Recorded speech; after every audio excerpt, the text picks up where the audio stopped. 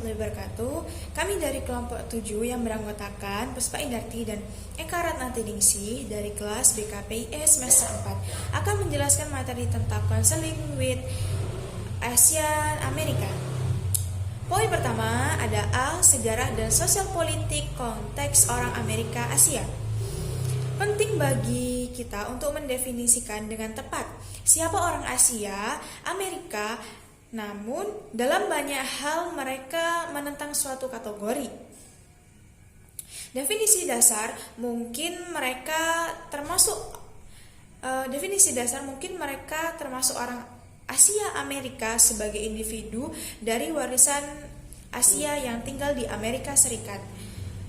Definisi ini segera menjadi tantangan karena negara-negara yang diwakili oleh benua Asia yaitu ada Cina, Jepang, Thailand, terus kemudian ada anak benua Asia yaitu India, Bhutan, Pakistan, dan diaspora Asia yaitu ada Nigeria dan Inggris. Konselor harus menyadari bahwa Amerika Asia muncul sebagai istilah pemberdayaan oleh aktivis Amerika Asia yang merujuk pada semua orang Amerika keturunan Asia. Kemudian poin B, peran legislasi di Asia imigrasi Amerika. Melihat imigrasi Asia ke Amerika Serikat melalui lensa keadilan sosial, rasisme yang tertanam dalam Undang-Undang Amerika Serikat yang berkaitan dengan Asia dan Amerika. Terdapat dua waktu penting imigrasi Asia, yaitu sebelum Perang Dunia Kedua dan pasca Perang Dunia Kedua. Mayoritas awal imigrasi Asia datang ke Amerika Serikat dari Tiongkok sebagai buruh untuk bekerja di jalur kereta api lintas benua atau untuk bekerja di tambang emas California. Kemudian gelombang imigrasi berikutnya terdiri dari orang-orang Jepang, orang-orang Filipina, dan orang-orang Korea yang tiba di Hawaii untuk bekerja di kebun tebu. Kemudian poin yang C, merekonstruksi mitos model minoritas. Pengungkapan pertama mitos terjadi ketika seseorang mengingatkan orang Amerika Asia yang memiliki keterampilan penelitian dan teknis direkrut untuk datang ke Amerika Serikat secara sukarela pada tahun 50 sampai pada tahun 60-an. Oleh karena itu, para imigran Asia yang mendarat di tanah Amerika Serikat tidak hanya dibawa ke negara itu tanpa imigrasi paksa, tetapi mereka juga cenderung memuji dari keluarga dengan hak akademik dan kelas. Kombinasi dari hak istimewa yang diperbolehkan orang Amerika keturunan Asia memiliki awal yang sangat berbeda di Amerika Serikat daripada etnis mayoritas lainnya. Poin selanjutnya D. Pandangan dunia Asia, kolektivisme dan diri kekeluargaan.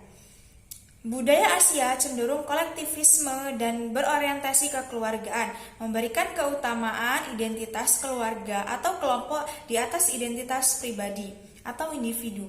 Bila sehat dan seimbang, orientasi kolektivisme menuntut agar individu Asia bergantung pada sistem kekeluargaan untuk mendapatkan dukungan kebutuhan dasar, fungsi-fungsi sehari-hari, dan pengambilan keputusan. Untuk materi selanjutnya akan disampaikan oleh rekan saya Eka Ratnatiningsih. Oke, saya Eka Ratnatiningsih, NPM 1911080298. Baiklah, saya akan melanjutkan pembahasan yang telah rekan saya sampaikan sebelumnya mengenai counseling with Asian Americans. Yang selanjutnya, pembahasan selanjutnya yaitu spiritualitas dan pandangan dunia. Beberapa negara Asia didominasi oleh agama terorganisir tertentu seperti Buddha yaitu Thailand, Hindu seperti India, Kristen, Korea, dan Islam yaitu Indonesia. Sedangkan di negara lain sistem kepercayaan masyarakat, dan pandangan dunia seringkali dipengaruhi oleh filosofi tradisional yang misalnya yaitu Cina.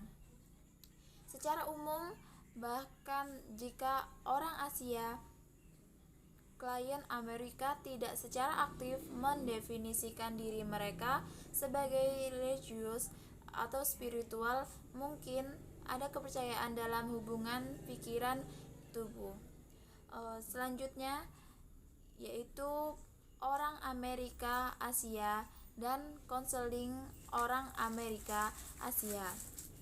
Di sini orang Asia Amerika telah terbukti memiliki tingkat putus sekolah yang tinggi dan kurang memanfaatkan layanan kesehatan mental, dan jumlahnya terbatas informasi tentang partisipasi mereka dalam atau sukses dengan konseling kelompok. Banyak cendekiawan menghubungkan orang Asia absennya konseling hingga penekanan pada kehormatan dan privasi keluarga.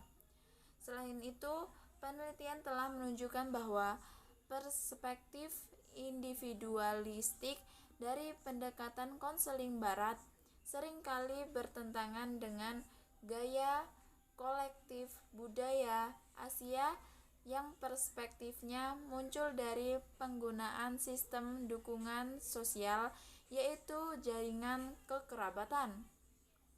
Poin selanjutnya yaitu perkembangan identitas, ras dan etnis, akulturasi dan rasisme.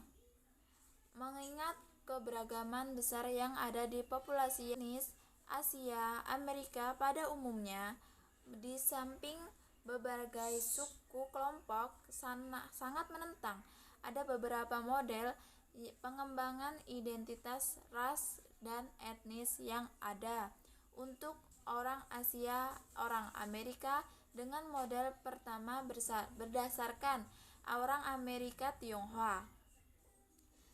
Ada juga pengembangan identitas Amerika Asia model berdasarkan pengembangan identitas Jepang Amerika. Salah satu model yang paling banyak digunakan adalah skala akulturasi identitas diri Asia, yang mengukur tingkat akulturasi untuk orang Amerika keturunan orang Asia. Model pengembangan minoritas memiliki telah diterapkan pada orang Amerika keturunan Asia sebagai cara untuk mengakui fluiditas identitas etnis dalam kaitannya dengan transfer akulturasi dan rasisme. Poin selanjutnya yaitu ketahanan dan strategi mengatasi. Di sini ketahanan adalah definisikan kemampuan untuk mengelola kesulitan dengan sukses, terutama dalam hal hasil perkembangan. Orientasi kolektivisme orang Asia Amerika bisa menjadi pelindung faktor terhadap rendahnya penilaian nilai-nilai mereka di Amerika Serikat, karena mereka mungkin mencari dukungan sosial dari jaringan intim mereka sebagai tanggapan atas pengalaman penindasan.